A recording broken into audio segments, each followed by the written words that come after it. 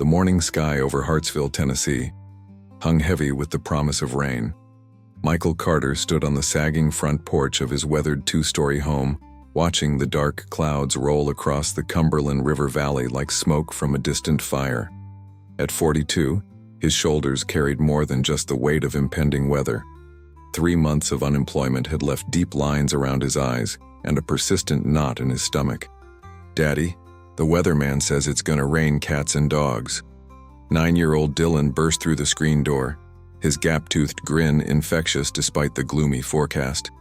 His Superman pajamas were already wrinkled from a restless night, and his sandy brown hair stuck up in impossible directions.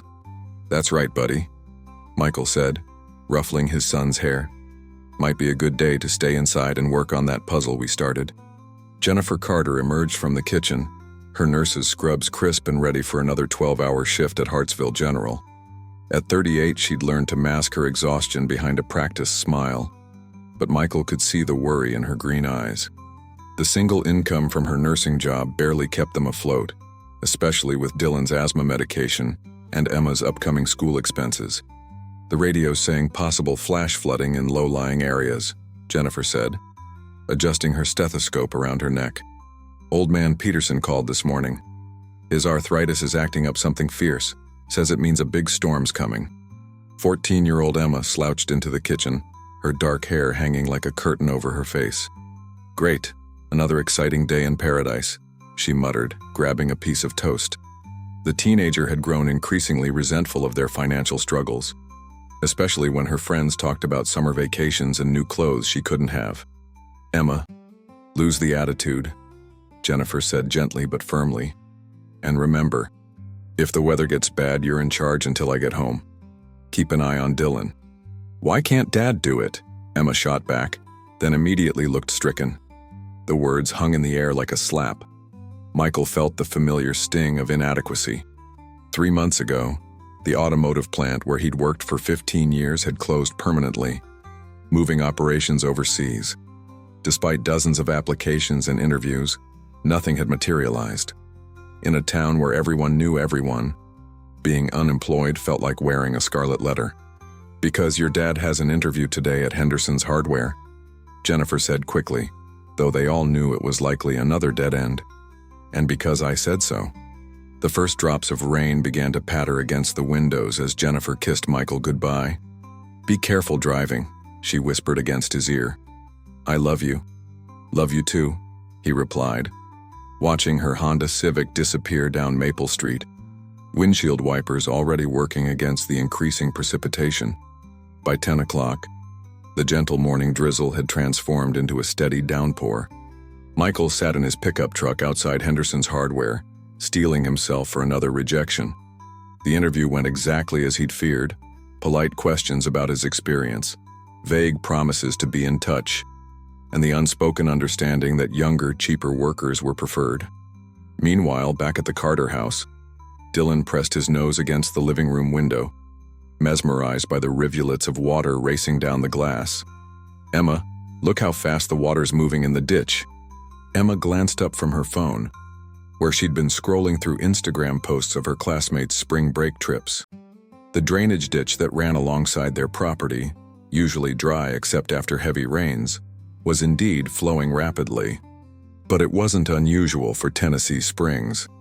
"It's just rain, Dylan, don't be such a baby." "I'm not a baby," Dylan protested, his voice rising. "I just think it looks cool." The rain intensified throughout the afternoon.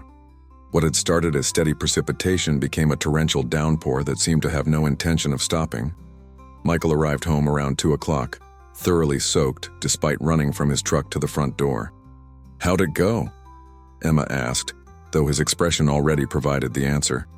"They'll let me know," Michael said, the familiar phrase tasting bitter. He changed into dry clothes and joined Dylan at the window, where the boy had been maintaining his weather vigil. The sight that greeted them was concerning. The drainage ditch had swollen from a gentle stream to a rushing torrent, and water was beginning to pool in their backyard. "Dad, is that normal?" Dylan asked, pointing to where water had never gathered before. Michael frowned, studying the landscape with new concern. Their house sat in a natural depression about a quarter-mile from the Cumberland River, which had always been prone to flooding during severe weather. But he'd lived here for 8 years without major incident. "Probably just needs time to drain," he said, though unease was beginning to creep into his voice. By 4 o'clock, the situation had deteriorated significantly. The rain showed no signs of letting up, and water was now standing 6 inches deep in their yard. More alarming, the road in front of their house was beginning to flood, with water flowing across Maple Street like a shallow river. Emma stood at the front door, her phone pressed to her ear. "Mom, you need to come home," she said, trying to keep panic out of her voice. "The whole yard is underwater, and I can't see the road anymore." Jennifer's voice crackled through the phone, barely audible over the sound of rain on the hospital's metal roof. "Honey, I can't leave yet. We've got ambulances coming in from car accidents, and I'm the only nurse on duty in the emergency department. Is your father home?" "Yeah, but Mom, this doesn't look right. The water's getting deeper." "Put your dad on the phone, sweetie." Michael took the phone, peering out at their increasingly waterlogged property. "Jen, it's getting pretty bad here. The truck's sitting in about 8 inches of water and it's still raining hard. The news is saying the Cumberland's rising faster than expected." Jennifer's voice was strained with worry and professional duty. "They're expecting it to crest sometime tonight. Baby, I want you to pack a bag for you and the kids, just in case. If it gets worse, take them to higher ground." "Where am I supposed to go? The truck might not even start in this water." "I don't know, but promise me you won't take any chances. If you have to leave the house, do it." After hanging up, Michael gathered the children in the living room. Outside, the world had transformed into something unrecognizable. Their normally quiet neighborhood street had become a flowing river, and several cars were now partially submerged. "Kids, we might need to leave the house tonight," he said, trying to project calm authority. "Emma, help me gather some clothes and important stuff. Dylan, you can pack 1 bag of toys." "Are we going to die?" Dylan asked matter-of-factly, the way only children can pose such profound questions without fully understanding their weight. "No, buddy, we're not going to die," Michael said, pulling his son close. "But we might have an adventure tonight." Emma rolled her eyes, but he could see she was scared. "This is so stupid. Why do we have to live in this crappy house in this crappy town?" "Emma, enough," Michael said sharply. "Right now, we need to work together." As evening approached, the situation became critical. Water had risen to nearly 2 feet in their yard, and their pickup truck was now sitting in water up to its wheel wells. Worse, the water was beginning to seep under their front door. Michael tried the truck's ignition. It turned over weakly but wouldn't start. They were officially stranded. "Dad, the water's coming inside," Dylan observed with surprising calm, watching the first trickles seep across their hardwood floor. Michael's mind raced through their options. Their neighbors, the elderly Hendersons, had evacuated hours earlier when the first warnings came through. The Johnsons across the street had left that morning to stay with relatives in Nashville. They were alone, with water rising, no transportation, and no way to reach higher ground. "Upstairs," he decided. "We're going upstairs and we're going to wait this out." They gathered their hastily packed bags and climbed to the second floor, where 3 bedrooms and a bathroom offered temporary refuge. From Emma's bedroom window, they could see the full scope of the disaster unfolding around them. Hartsville had become a lake, with only rooftops and the tops of larger trees visible above the brown, churning water. "Oh my God," Emma whispered, her teenage attitude replaced by genuine fear. "Dad, how high is it going to get?" Michael didn't have an answer. He'd never seen anything like this in his 42 years of Tennessee living. The rain continued its relentless assault, and by 8 o'clock, water was lapping at their first-floor windows. Dylan had grown quiet, sitting on Emma's bed with his inhaler nearby, breathing slightly labored from stress. Emma sat beside him, for once not complaining, her arm around her little brother's shoulders. "I'm scared, Emmy," Dylan admitted quietly. "It's okay," she said, though her voice shook. "Dad's going to figure something out." Michael stood at the window, feeling more helpless than he ever had in his life. No job, no money, no way to protect his family from the rising water. The irony wasn't lost on him. After months of feeling like he was drowning financially, He was now literally watching the water rise around them. He pulled out his cell phone, hoping against hope for a signal strong enough to call for help. The screen showed no bars, no connection to the outside world. They were on their own. 23 miles away, Reba McEntire sat in the back of her tour bus, exhaustion settling into her bones after a sold-out performance at the Grand Ole Opry House in Nashville. At 68, the country music legend had performed thousands of shows, but the energy required to give her fans everything they deserved never got easier. "How much longer to the hotel, Jake?" She called to her driver, a soft-spoken man in his 50s who'd been with her crew for over a decade. "About 40 minutes, Ms. Reba," Jake Williams replied, his eyes focused on the rain-slicked highway. "This weather's slowing us down some. Radio's talking about flooding in some of the rural areas." Reba's tour manager, Patricia Holmes, looked up from her tablet where she'd been reviewing the next day's schedule. "We might want to consider pushing back the morning interview if this weather doesn't improve. Some of the crew are staying at a hotel closer to town. Whatever keeps everyone safe," Reba said, settling back into her custom leather seat. She'd learned long ago that taking care of her people was just as important as taking care of her music. The bus navigated carefully through the storm, windshield wipers working overtime against the driving rain. They'd taken the scenic route through rural Tennessee, a path Reba preferred when time allowed. Something about the rolling hills and small communities reminded her of her Oklahoma roots, keeping her grounded despite decades of stardom. "Jake, pull over," Reba said suddenly, pressing her face to the rain-streaked window. "Ma'am, I said pull over, right there." She pointed to a spot along the shoulder where they could safely stop. Through the darkness and rain, illuminated by the bus's powerful headlights, the scope of the disaster became apparent. What should have been Highway 25 was now a river, with water flowing across the asphalt in a torrent that would be impassable for most vehicles. "Jesus," Patricia whispered, joining Reba at the window. "Look at those houses." In the distance, they could see several homes partially submerged, their porch lights creating eerie reflections on the dark water. Most appeared abandoned, but in one house, a 2-story white farmhouse with green shutters, lights blazed from the upper windows. "Someone's still in that house," Reba said, her voice tight with concern. Jake was already on his radio, trying to reach emergency services. "Dispatch, this is Highway 25, mile marker 847. We've got severe flooding and at least one occupied structure in the water. Over." Static filled the bus before a weary voice responded. "Copy that. We're aware of multiple situations in that area. Emergency crews are overwhelmed right now. Can you provide more specific location details?" Reba grabbed a pair of binoculars from the storage compartment, a habit from her ranch days when spotting cattle across vast distances was routine. Through the rain and darkness, she could make out figures moving behind the upstairs windows of the isolated house. "That's a family in there," she said quietly. "Jake, how deep is that water?" "Hard to say, Ms. Reba, but it's moving fast. Too dangerous for regular vehicles." Patricia was scrolling through her phone contacts. "I'm calling Tommy Morrison. He's got a boat. Lives about 15 miles from here. Maybe he can—" "No time," Reba interrupted, standing up with the decisive energy that had carried her through 50 years in the music business. "Jake, you still got that inflatable raft in the storage compartment?" "Ms. Reba, you can't be thinking—" "The hell I can't." She was already moving toward the bus's exit. "Patricia, call emergency services again. Tell them we're going to attempt a rescue at—" She checked her GPS. "Maple Street, Hartsville, and get some towels and blankets ready." Jake Williams had worked for enough country music stars to know when arguing was pointless, but he tried anyway.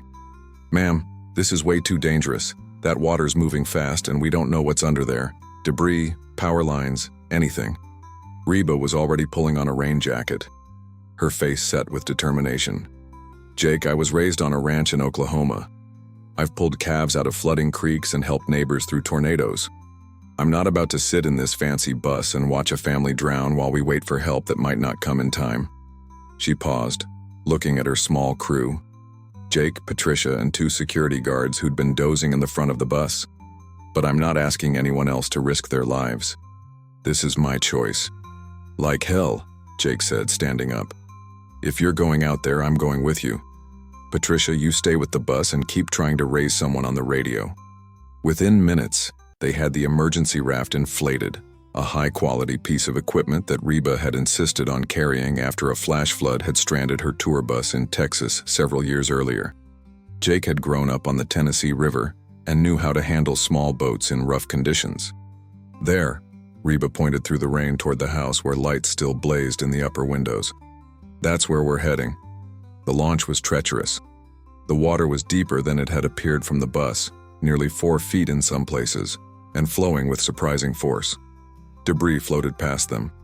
Pieces of fencing, a child's bicycle, someone's mailbox. "Stay low and paddle on my count," Jake shouted over the sound of rushing water and rain.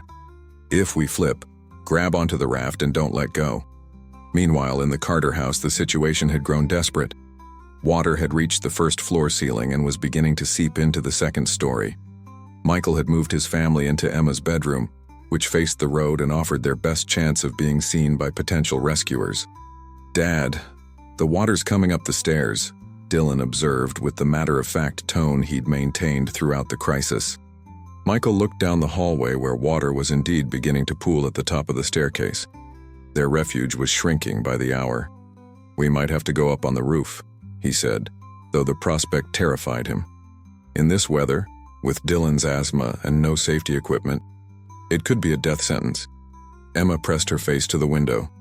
"Dad, there's a light out there. On the water." Michael joined her at the window, squinting through the rain. At first he thought it might be his imagination, but then he saw it clearly. A small light bobbing on the dark water, moving deliberately in their direction. "Someone's coming," he breathed. "Kids, someone's actually coming." The small raft fought against the current, with Jake working the paddle with expert strokes while Reba held a waterproof flashlight, sweeping its beam toward the house. "There!" she called out, spotting movement in the upstairs window. "There they are!" The rescue was complicated by the strong current and debris in the water. Jake had to navigate carefully around a partially submerged car and what appeared to be a propane tank floating dangerously close to their path.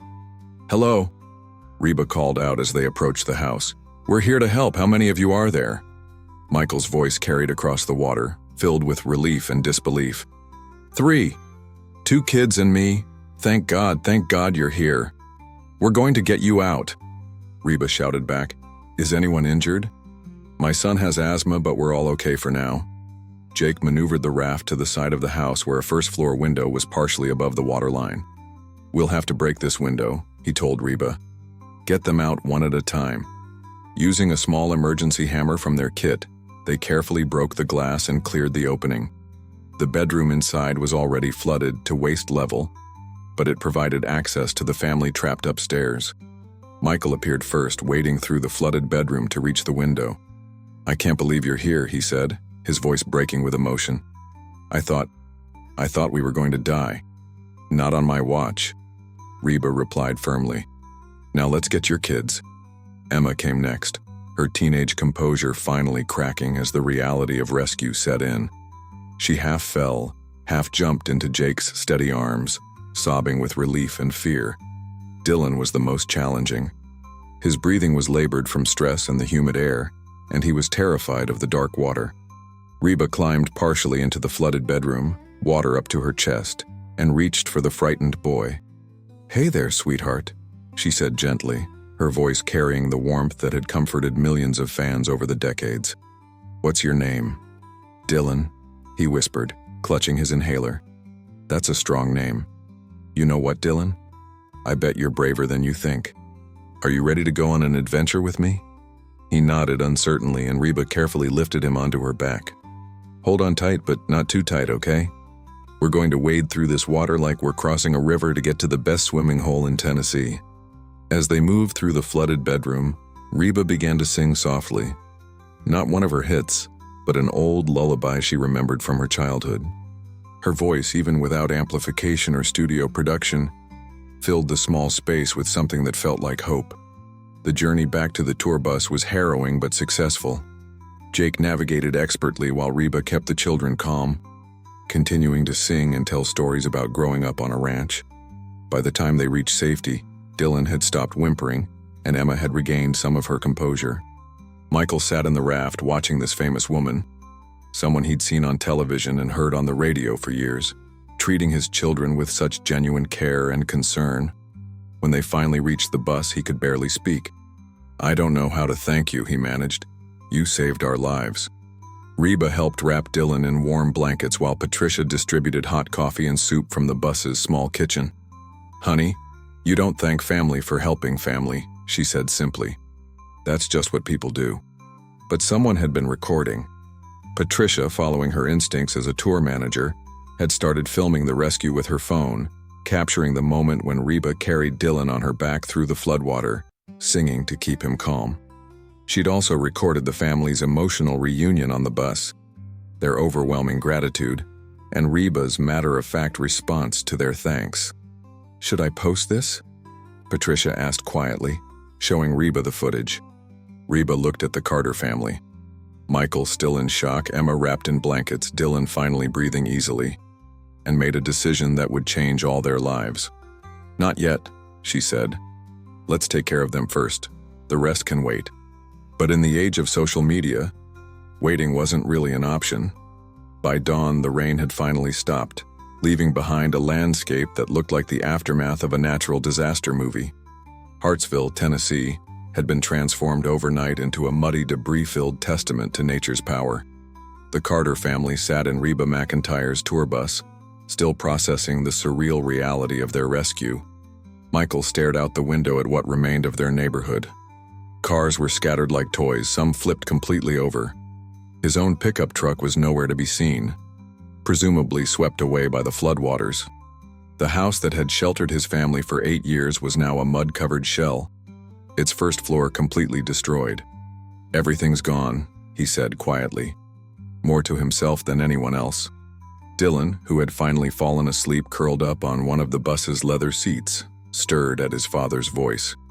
Emma sat nearby, wrapped in a blanket that probably cost more than the Carter family spent on clothes in a year, scrolling through her phone with a mixture of fascination and horror. "Dad," she said, her voice strange. "You need to see this." She held up her phone, showing a video that had been posted to TikTok just an hour earlier. The caption read, "Reba McEntire rescues family from flood, faith in humanity restored." The video, though grainy and shot through rain-streaked glass, clearly showed Reba carrying Dylan on her back through the floodwater, her voice audible as she sang to comfort the frightened boy. The video already had over 50,000 views and was climbing rapidly. "How did—" Michael began, then stopped. In the modern world, everything was recorded, shared, dissected by strangers. Reba, who had been on the phone with her management team, ended her call and approached the family with a concerned expression. "Folks, I need to let you know that word is getting out about last night. My team's getting calls from news stations and there's already some stuff on social media." Patricia held up her own phone, showing multiple notifications. "It's spreading fast. The video's been picked up by several country music blogs, and Good Morning America's producer just called." Michael felt overwhelmed. In the span of 12 hours, he'd gone from feeling invisible, an unemployed man struggling to support his family, to being at the center of a story that strangers across the country were sharing. "We don't want any trouble," he said quickly. "We just want to find somewhere to stay and figure out what to do next." "Honey, you're not in any trouble," Reba assured him. "But this is probably going to get bigger before it gets smaller. People love stories about neighbors helping neighbors, especially during hard times." She was right. By noon, the video had been viewed over 2 million times across various platforms. The story had been picked up by major news outlets with headlines like, "Country music legend saves Tennessee family from floodwaters," and "Reba McEntire's real-life heroism goes viral." But the media attention brought unexpected complications. News vans began arriving at the evacuation center where the Carter family had been taken, reporters eager to interview the flood victims saved by Reba McEntire. Michael found himself thrust into a spotlight he never wanted, struggling to answer questions about their experience while still processing the trauma. "Mr. Carter, how did it feel when you realized Reba McEntire was rescuing your family?" asked a reporter from Channel 4 News. It felt like a miracle," Michael answered honestly. "We thought we were going to die in that house." "What's your family's situation now?" The flooding destroyed your home? This was the question Michael had been dreading. On national television, he would have to admit that they had nowhere to go, no resources to rebuild, no insurance to cover the loss. The shame of it burned in his chest. "We're taking it one day at a time," he said carefully. Emma watched her father's discomfort with growing anger. She'd seen him struggle with unemployment, watched her mother work double shifts, felt the weight of their financial problems in every conversation about school activities she couldn't participate in or clothes she couldn't have. Now strangers were asking about their private struggles for entertainment. "This is so messed up," she muttered to Dylan, who was overwhelmed by the attention and clinging to his inhaler. The situation escalated when someone posted the Carter family's personal information online, including their address and Michael's employment history. Suddenly, their story wasn't just about a dramatic rescue. It became a narrative about poverty, unemployment, and the struggles of working-class families in rural America. Social media users began digging into their background. Some expressed sympathy and offered help, while others questioned why Michael wasn't working, why they didn't have flood insurance, why they hadn't evacuated sooner. The comments ranged from supportive to cruel, creating a digital feeding frenzy around their personal tragedy. "Look at this," Emma said, showing her parents a particularly nasty comment thread. "They're saying Dad's a deadbeat who can't take care of his family. They're saying we're just looking for handouts." Michael read the comments with growing dismay. Strangers were dissecting his life, making judgments about choices he'd made under circumstances they couldn't understand. The plant closing wasn't his fault. The lack of jobs in rural Tennessee wasn't his fault. But the internet court of public opinion didn't deal in nuance. Jennifer, who had finally been able to leave the hospital after working through the disaster, found her family in crisis again. Not from floodwater this time, but from the tsunami of unwanted attention. "Maybe we should just disappear for a while," she suggested that evening as they sat in a hotel room paid for by the Red Cross. "Go stay with my sister in Kentucky until this dies down." "We can't run from this, Mom," Emma said. "It's everywhere online. Besides, some people are trying to help." She was right about that. Along with the negative attention came an outpouring of support. A GoFundMe campaign started by a stranger in California had already raised over $30,000 for the Carter family. Local businesses were offering Michael job interviews. A construction company in Nashville had volunteered to help rebuild their house at cost. But the most significant call came directly to Michael's phone at 8 o'clock that evening. "Is this Michael Carter?" The voice was unmistakable, warm, down to earth with that distinctive Oklahoma accent. "Ms. McEntire, call me Reba, honey. Listen, I've been watching what's happening with your family on the news and social media, and I'm not comfortable with how this is playing out." Michael stepped outside the hotel room for privacy. "It's gotten pretty crazy. I never expected anything like this." "Neither did I, but here we are. Look, I want to meet with you and your family tomorrow. I've got some ideas about how we can turn this circus into something that actually helps you folks get back on your feet." "You don't need to do anything else for us," Michael protested. "You already saved our lives." "Michael, can I tell you something? I've been in this business for 50 years and I've learned that when life hands you a platform, you better use it for something good. Right now, whether we like it or not, your family's story is touching people all across this country. We can either let that story be told by strangers, or we can take control of it and make it count for something." The next morning, Reba arrived at their hotel in a modest SUV, not the tour bus, accompanied only by Patricia. She looked like any other woman in her late 60s. Jeans, boots, and a simple sweater, but her presence filled the room. "How are you kids holding up?" she asked Dylan and Emma directly, ignoring the adults for a moment. "It's weird," Emma admitted. "People I don't even know are talking about us online. Some of them are really mean. People can be cruel when they're hiding behind a screen," Reba said gently. "But for every mean person, there are 10 good ones who want to help. The trick is focusing on the helpers and not the haters." She turned to Michael and Jennifer. "I've been thinking about your situation, and I have a proposal. What if we turn this whole thing into something positive? Not just for your family, but for other families going through hard times." Reba outlined her idea. Instead of trying to escape the media attention, they would embrace it strategically. She wanted to create a documentary about the Carter family's recovery, showing the reality of rebuilding after disaster. More importantly, she wanted to use their story to highlight the struggles of working families in rural America. "We could partner with Habitat for Humanity to rebuild your house," she explained. "Document the whole process, show people how communities come together. Use it to raise money and awareness for other families in similar situations." "But why would you do all this?" Jennifer asked. "You don't even know us." Reba was quiet for a moment, looking out the hotel window at the flood-damaged landscape. 25 years ago, my band was in a plane crash. 10 people died, including 7 members of my band and crew. They were like family to me." She paused, the pain still evident despite the passage of time. "In the days after that crash, I learned something important. When tragedy strikes, you have 2 choices.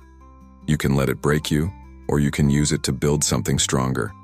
People all across the country reached out to help me through that dark time. Strangers sent letters, offered prayers, showed me kindness I'll never forget." She looked back at the Carter family. "I can't bring back the people I lost, but I can pass on the kindness that was shown to me. Your story reminds people that we're all just one disaster away from needing help, and that's not something to be ashamed of." Michael felt tears pricking his eyes. For months he'd felt like a failure, unable to provide for his family the way he thought a man should. But Reba was offering him something more valuable than money. She was offering him dignity. "What would we have to do?" he asked. "Just be yourselves," Reba said simply. "Tell your story honestly. Show people that needing help doesn't make you weak. It makes you human." Emma, who had been quiet throughout the conversation, spoke up. "If we do this, can we help other kids too? Kids whose families are struggling like ours was." Reba smiled, and for the first time since the flood, Emma saw hope in an adult's eyes. "Honey, I think that's exactly what we should do." The decision wasn't easy, but ultimately the Carter family agreed. The viral video that had started as documentation of their rescue would become the foundation for something much larger, a story about resilience, community, and the power of ordinary people to help each other through extraordinary circumstances. But first, they had to go home and face what remained of their life in Hartsville. 2 weeks after the flood, Michael Carter stood in what used to be his living room, surveying the destruction with a mixture of grief and determination. The water had receded, leaving behind a landscape of mud, twisted metal, and the detritus of lives disrupted. His home, the place where Dylan had taken his first steps, where Emma had celebrated countless birthdays, where Jennifer had nursed them all through various childhood illnesses, was now a hollow shell. The smell was the worst part. Not just mud and dampness, but the sour scent of everything they'd owned soaking in contaminated floodwater for days. Photo albums, furniture, Emma's childhood stuffed animals, all of it ruined beyond repair. "Dad, look at this." Dylan held up a water-damaged action figure, its paint peeling and limbs loose. The boy had been remarkably resilient through the whole ordeal, but Michael could see the loss finally hitting him as he surveyed his destroyed toys. "We'll get you new ones, buddy," Michael promised, though he wasn't sure how. Emma kicked at a pile of debris that had once been their kitchen table. "Why couldn't we have lived somewhere else? Somewhere safe?" The anger in her voice had replaced the shock, and Michael recognized it as part of her process of grieving. Jennifer emerged from the kitchen, her nurse's training helping her approach the destruction with clinical detachment. "The foundation looks solid," she reported. "If we can get it properly cleaned and dried out, it's structurally sound." That was when Reba arrived, not in a tour bus this time, but in a pickup truck accompanied by a man Michael didn't recognize. A tall, weathered fellow in work clothes who looked like he'd spent his life with tools in his hands. "Morning, folks," Reba called out, picking her way carefully through the mud. "This is Tom Bradley. He runs a construction crew out of Nashville, specializes in disaster restoration." Tom extended a calloused hand to Michael. "Heard about what happened here? Reba asked me to take a look, see what we're dealing with." For the next hour, Tom walked through the house with the methodical thoroughness of a man who'd seen flood damage before. He tested walls for moisture, examined the electrical system, studied the foundation with a flashlight and measuring tape. "Well, the good news is, the structure's solid," he finally announced. House is well built, just needs to be gutted and rebuilt from the inside out. Probably looking at 8 to 10 weeks of work with a full crew. How much? Michael asked, though he dreaded the answer. Normally, a job like this would run about $45,000 in materials and labor, Tom said. But here's the thing, I've got a crew of guys who've been following your story. Half of them volunteered their time, and I can get materials at cost. If we document the whole process for Reba's project, I think we can bring it in around $15,000. Michael's head spun. Even $15,000 might as well have been $15 million given their current financial situation. But before he could voice his concerns, Reba stepped forward. That's where the community fundraising comes in, she said gently. Between the GoFundMe campaign and some corporate sponsors I've been talking to, we've got the rebuild covered. But more importantly, we're going to document every step of this process. She gestured to a small camera crew that had just arrived, not the intrusive news crews that had been hounding them, but a professional documentary team led by a soft-spoken woman named Carol Jenkins. Carol's made documentaries about disaster recovery before, Reba explained. She understands that this isn't about entertainment. It's about showing people the reality of what families go through when everything they've built gets washed away. Over the following weeks, the Carter house became the center of controlled chaos. Tom Bradley's crew arrived each morning at 7 o'clock and the sound of hammers and power tools filled the air until late afternoon. But this wasn't just construction, it was community building. Word had spread through Hartsville and beyond about the rebuild project. Volunteers showed up regularly. Retired teachers bringing lunch for the work crew. Local teenagers helping to haul debris. Church groups organizing supply drives. Even some of Michael's former co-workers from the closed automotive plant came by on weekends to lend a hand. Never thought I'd see the day when half of Nashville would be interested in little old Hartsville, commented Betty Henderson, the elderly neighbor who lived down the street. She'd become something of a project coordinator, keeping track of volunteers and organizing the constant flow of donated materials. The documentary crew captured it all, but Carol Jenkins proved to be as good as her word about respecting the family's privacy. When Dylan had a particularly bad asthma attack triggered by construction dust, she turned off the cameras without being asked. When Emma broke down crying over losing all her childhood photos, Carol comforted her first and worried about footage second. This is about showing resilience, not exploiting pain, Carol explained to her crew during one of their planning meetings. These people have been through enough. But the project faced unexpected challenges. About a month into the rebuild, Michael received a call that changed everything. "Mr. Carter, this is Dave Morrison from Morrison Manufacturing in Nashville. I understand you're looking for work." Michael had applied to the company weeks earlier, another long-shot application he'd submitted along with dozens of others. Morrison Manufacturing made specialized automotive parts, not far from what he'd done at the plant, but with better pay and benefits. "Yes, sir, I am." "Well, I'll be honest with you, I've been following your story in the news. My wife's a big Reba McEntire fan and she's been after me to reach out. We've got an opening for a floor supervisor, and your experience at Henderson Automotive makes you a strong candidate. Any chance you could come in for an interview next week?" The interview went better than Michael dared hope. Dave Morrison was a straight-talking man in his 60s who'd built his company from scratch and understood the value of experienced workers. "Here's the deal," Morrison said after an hour of discussing Michael's background. "I know you've been out of work for a while, and I know that wasn't your choice. The automotive industry's been tough on folks like you. But I need someone who understands how to manage a production floor, someone who's been through hard times and come out the other side." He offered Michael the job on the spot, full-time with health insurance, paid vacation, and a salary that was actually higher than what he'd been making at the plant. Michael sat in his truck in the Morrison Manufacturing parking lot for 10 minutes after the interview, too stunned to drive. For the first time in months, he felt like he could breathe freely. The news energized the entire rebuild project. Emma's attitude improved dramatically when she realized they wouldn't be moving away from Hartsville, that she could finish high school with her friends. Dylan threw himself into helping with age-appropriate construction tasks, delighting in being part of the building crew. Jennifer found herself becoming an unexpected advocate for disaster preparedness, speaking to nursing groups about the medical challenges families face after flooding.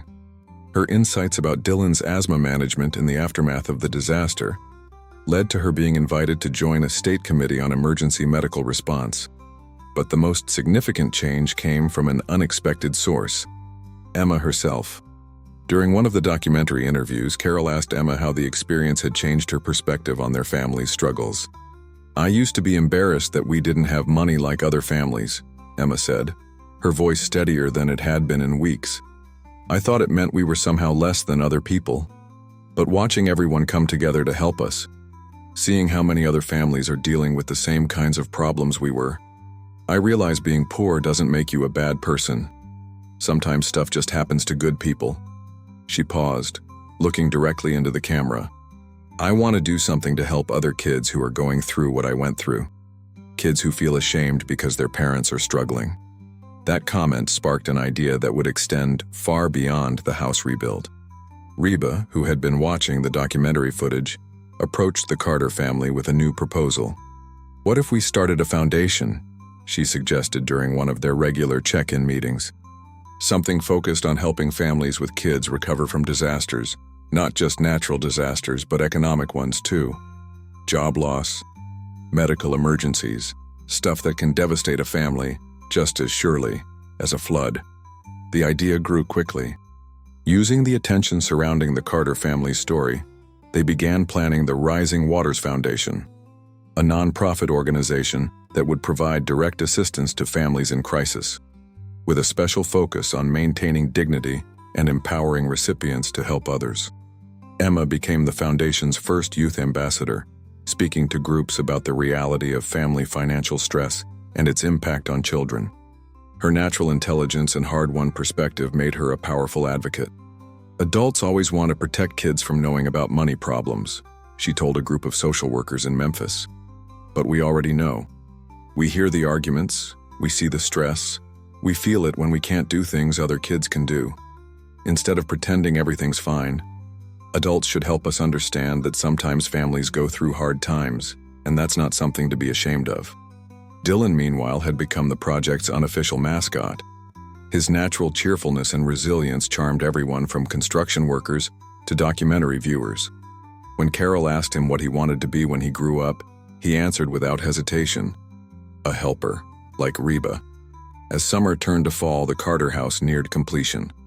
It looked almost exactly like it had before the flood, but with important improvements: better insulation, updated electrical systems, and, most importantly to Jennifer, a proper emergency communication setup and backup power system.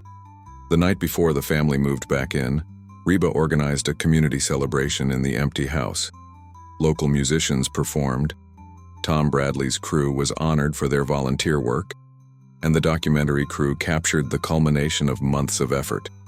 6 months ago, this family lost everything in a flood. Reba addressed the crowd gathered in the rebuilt living room. But they didn't just get their house back, they got their community back, they got their hope back, and they helped all of us remember what it means to take care of each other. Michael stood with his arm around Jennifer, watching their children laugh with friends in their restored home. For the first time since the plant closed, he felt like himself again. Not a failure or a victim, but a man who'd faced crisis and emerged stronger. "Thank you," he said to Reba, the words inadequate for everything she'd made possible. "Don't thank me yet," she replied with a smile. "This is just the beginning. We've got a foundation to run and a lot more families to help." But even as they celebrated the rebuild's completion, none of them could anticipate how far their story would ultimately reach, or how many lives it would touch in the months to come. 1 year later, Michael Carter stood in the conference room of the Rising Waters Foundation headquarters in Nashville, looking out at a gathering that would have been unimaginable during those dark hours trapped in his flooding house. Representatives from disaster relief organizations, social workers, corporate sponsors, and families who had been helped by the foundation filled the room for their first annual meeting.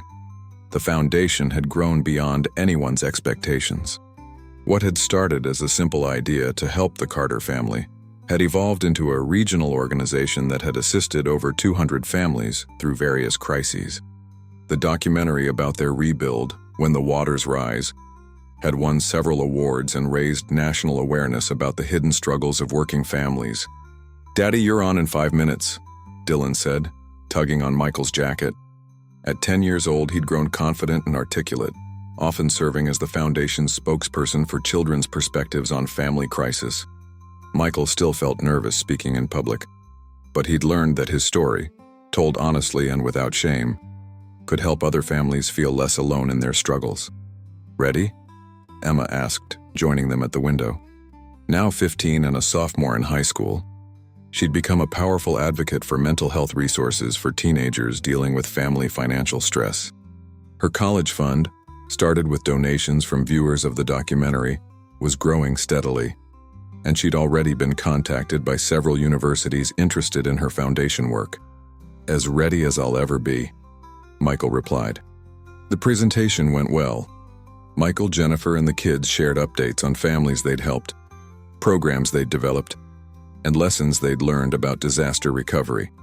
But the most powerful moment came when Reba took the stage for the closing remarks. "A year ago, my team and I were driving through a rainstorm when we saw a family in trouble," she began. "We did what anyone would do, we helped. But what happened next taught me something I want to share with all of you." She gestured toward the Carter family. These folks didn't just accept help, they transformed it into something bigger. They took their experience and used it to help others. That's what real resilience looks like. It's not about bouncing back to where you were before. It's about using what you've learned to build something better. After the meeting, as the crowd mingled and shared stories, Michael found himself in conversation with David Chen, a father from Memphis whose family had been helped by the foundation after David lost his job due to a factory closure. "Your story gave us hope when we didn't think we had any left," David said. "My daughter was starting to blame herself for our problems, thinking somehow she was costing us too much money. When she saw Emma talking about kids not being responsible for their family's financial struggles, it changed everything for her." These conversations happened regularly now. Michael had learned that their story resonated because it was both specific and universal.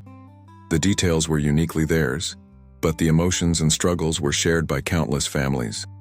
Jennifer had been promoted to head nurse in the emergency department, partly because of her expertise in disaster response that had grown from their experience. She'd developed protocols for helping families navigate the aftermath of traumatic events, drawing on both her medical training and personal experience. "The thing people don't realize about disasters," she often told other medical professionals, "is that the physical emergency is just the beginning. Families need help rebuilding their sense of security, their confidence, their hope. We can't just treat the immediate injuries and send them home." As the evening wound down, the Carter family found themselves alone with Reba in the foundation's small kitchen, sharing coffee and leftover cake from the celebration. "I've been thinking," Reba said, "about what comes next." "Next?" Emma asked. "I thought this was the annual meeting, not the planning session for next year." Reba laughed. "Honey, in my experience, if you're not thinking about what comes next, you're already falling behind. I've been talking to some folks in Washington about using our foundation as a model for a national program. Disaster recovery that focuses on long-term family stability, not just immediate emergency response." The idea was ambitious but exciting. Over the past year, they'd proven that combining immediate assistance with long-term support and community building could help families not just recover from crisis, but emerge stronger than before. "There's something else," Reba continued. "I want to ask Emma something." Emma looked up from her cake, suddenly serious. "You know I've been performing for 50 years, Reba said. "Started when I was about your age, actually. I've had an incredible career, met amazing people, done things I never dreamed possible. But this foundation, working with your family, helping other families, this might be the most important thing I've ever done." She paused, studying Emma's face. "I'm not getting any younger, and this foundation is going to need young leadership to keep growing. I know you're only 15, but I want you to think about something. What if this became your life's work? What if you prepared yourself to eventually run this foundation, to take it national, to help thousands of families instead of hundreds?" Emma was quiet for a long moment. A year ago, she'd been an angry teenager, resentful of her family's financial struggles. Now she was being asked to consider dedicating her life to helping other families through similar challenges. "I don't know if I'm smart enough for something like that," she said finally. Smart enough? Reba scoffed. Honey, you've been living this reality your whole life. You understand what families go through because you've been through it. That's not something you can learn in school. That's wisdom earned through experience. Michael watched his daughter consider the proposal. In many ways, Emma had grown up too fast, forced to confront adult realities about financial insecurity and family stress before she was ready. But perhaps that experience, painful as it had been, could become her greatest strength. I want to help people, Emma said slowly. But I also want to be a normal teenager sometimes. I want to go to college, maybe travel, figure out who I am, separate from all this.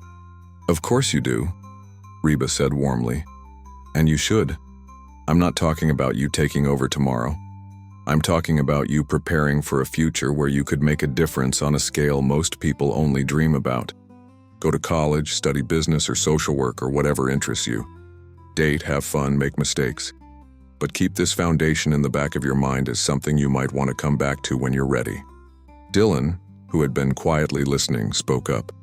What about me? Can I help too? Reba ruffled his hair. Buddy, you're already helping. Just by being yourself. By showing people that kids can be strong and brave and hopeful, even when scary things happen. That's a gift not everyone has. As they drove home that night, the Carter family reflected on how dramatically their lives had changed. Not just the material improvements, Michael's steady job, their rebuilt home, the financial security the foundation work provided, but the intangible changes. They'd gone from feeling isolated and ashamed to feeling connected and purposeful. Do you ever wish it had never happened? Jennifer asked Michael as they lay in bed that night. The flood, I mean. Do you ever wish we could have just stayed invisible? Struggled quietly? Avoided all the attention? Michael considered the question seriously. The flood had been traumatic, the media attention overwhelming, the rebuilding process exhausting.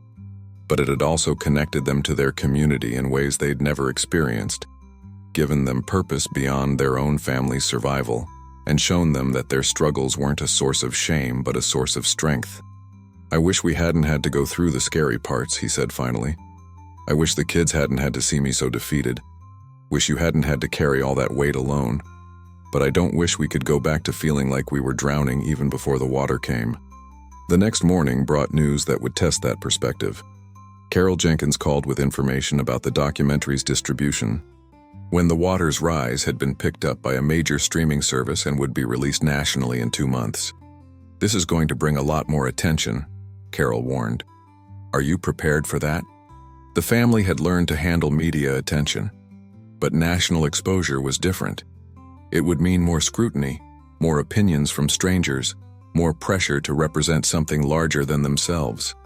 But it would also mean their story could reach families across the country who were struggling in silence, feeling like they were the only ones dealing with job loss, financial stress, or the shame of needing help. We've come this far, Emma said when they discussed it as a family. We might as well see how far we can go. 6 months later, Michael received a letter that brought the whole journey full circle. It was from a man named Robert Williams in Oregon, whose family had been evicted from their apartment after Robert lost his construction job due to a back injury. I saw your documentary with my wife and kids, Robert wrote. We were living in our car, and my daughter was crying because she was embarrassed to go to school. When she saw Emma talking about how being poor doesn't make you a bad person, something changed. She stopped being ashamed and started being angry at the situation, not at herself. That anger gave her energy to fight instead of hide. The letter went on to describe how Robert's family had connected with local resources, found temporary housing, and eventually got back on their feet. Robert had started working again, his daughter was thriving in school, and they'd begun volunteering with a local homeless shelter. You probably won't remember this, the letter concluded, but Dylan said something in the documentary about wanting to be a helper like Reba. Well, my daughter says she wants to be a helper like Emma, and my wife and I want to be helpers like your whole family. Thank you for showing us that needing help doesn't disqualify you from giving help to others. That evening, Michael shared the letter with his family over dinner. As they discussed it, he realized that this was what recovery actually looked like. Not just rebuilding what you'd lost, but discovering what you were capable of building that you'd never had before. "You know what I think?" Dylan said, apropos of nothing as he often did. "I think when the water came, it didn't just wash away our old house. It washed away the idea that we had to handle everything by ourselves." Sometimes, Michael reflected, 10-year-olds understood profound truths that adults spent years learning. Outside their rebuilt home, the Cumberland River flowed peacefully through the Tennessee countryside, its waters carrying no hint of the destruction it had once brought to Hartsville. But in the Carter house, the family that had once been nearly destroyed by rising water had learned to help others navigate the floods in their own lives. The waters had risen, but so had they, and they had lifted others along the way. As Reba McEntire often said when she told their story, "Sometimes the best thing you can do for yourself is help somebody else. And sometimes the best thing you can do for somebody else is let them help you back." The Carter family had learned both lessons, and in learning them, they had discovered that resilience wasn't about withstanding the storm alone. It was about building a community strong enough to weather whatever waters might rise.